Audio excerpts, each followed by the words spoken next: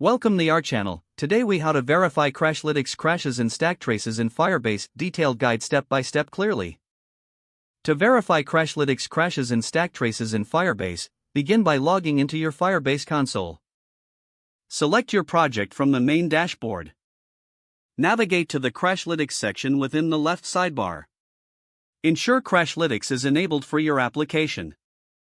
After a crash occurs in your app, return to the Crashlytics dashboard. You should see a list of recent crashes. Click on one of the reported crashes to view its details. Examine the summary of the crash report, which includes the number of impacted users.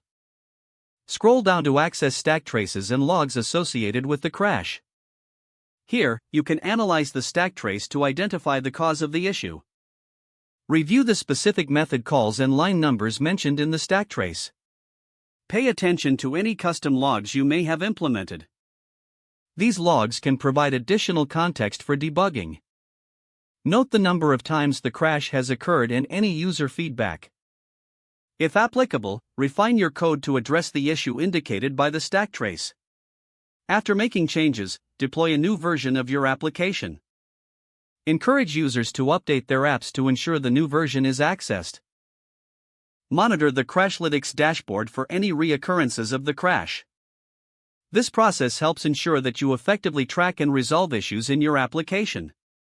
If the page does not load, refresh the browser or try again in a private or incognito window. Make sure you are using the correct email address, then retype it carefully to avoid small typos.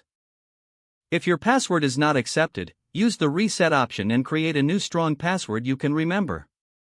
Check your spam folder for verification or security emails, then complete any requested confirmation steps. Enable two-factor authentication if available to improve account security and reduce unauthorized access risk. After signing in, review your profile details so your contact information and settings are accurate and current.